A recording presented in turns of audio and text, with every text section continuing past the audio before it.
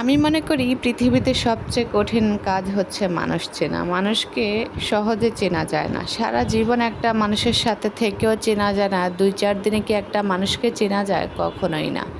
মানুষ আসলেই বহুরূপী। তারা সময় সুযোগ পেলে পরিবর্তন হয়ে যায়। বিশেষ করে যারা সুবিধাবাদী, যারা স্বার্থ নিয়ে চলাফেরা করে সবসময়, তাদেরকে চিনতেই পারা যায় না কখনো। তারা এতটাই পরিবর্তনশীল মানুষ, তাদেরকে বোঝাই যায় না কখনো। তারা কখন কিভাবে আপনাকে আঘাত করবে আপনি বুঝতেই পারবেন না। তাদের স্বার্থ ফুরিয়ে গেলে আস্তে কেটে পড়বে।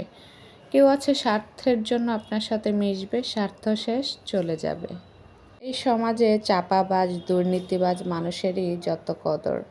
ভালো মানুষের কদর নেই কখনোই। যারা চাপা মারতে পারে, গুছিয়ে সুন্দর করে মিথ্যে বলতে পারে, মিষ্টি মিষ্টি করে কথা বলে আর চাপা মারে, তাদেরকেই সবাই ভালোবাসে। কারণ তাদের ওই যে কথায় মধু আছে, সেই জন্য।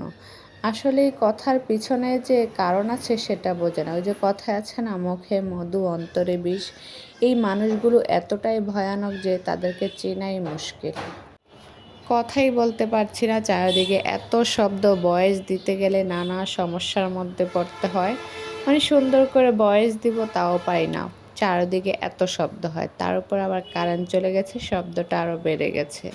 তো যেটা বলছিলাম আর কি, মানুষকে চেনা বড়ই কঠিন। এরকম আমার অনেক দেখা আমার চোখের সামনে। তারা মানে হঠাৎ করেই পরিবর্তন হয়ে যায়, কোনো মানে বুঝতেই পারি না কেন পরিবর্তন হয়। পরে দেখি যে মানে খুঁজে বের করি, আসলে তো তারা স্বার্থের জন্য মিশেছিল, স্বার্থ ফুরিয়ে গেছে, কেটে পড়েছে। তারা সবার সাথে এইভাবেই মিশে, যার সাথেই যাবে স্বার্থ আছে তো তার সাথে মিশবে। বিশেষ করে যারা চাপাবাজ, চাপাবাজ একসাথে মিলে, ২ চাপাবাজ একসাথে হলে তো কথাই নেই। কি অবস্থা, ভয়েস দিতে যাচ্ছি এর উপর এত শব্দ, গাড়ির শব্দ শোনা যাচ্ছে। আমার বাসাটা আবার রাস্তার পাশেই, তো যখনই কোনো ভিডিও করতে যাই, লাইভ করি, ভয়েস দিতে যাই, সারাক্ষণ গাড়ির শব্দ শোনা যায়। কিছু করার নেই, এর মধ্যে দিয়ে আমাকে ভয়েস দিতে হয়। আপনারা সেদিকে কিন্তু কান দেবেন না, কেউ কিছু মনে করবেন না। আমার না মাঝে মধ্যে মানুষের সাথে মিশতে অনেক ভয় করে, কারণ আমি মানুষ চিনতেই পারি না। দেখা যায় একটা বড় ধাক্কা খাই, তারপর চিনি। এর আগে চিনতেই পারি না। সহজেই মানুষকে আপন ভেবে নিই, তাদেরকে আপন করে নিই। দেখা যায় মনের কিছু কথাও শেয়ার করে ফেলি।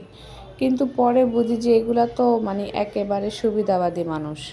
এগুলা মানুষের কাতারেই পড়ে না। এসব মানুষ থেকে যতটা দূরে থাকা যায়। এই জন্য আমি এখন বেশি একটা মানুষের সাথে মিশি না। মিশতেও ভয় লাগে। আসলে একা কি থাকা যায়? একা কোনো মাস থাকতে পারে না। তো ভিডিওটা ভালো লাগলে সবাই লাইক কমেন্ট করে পাশে থাকবেন।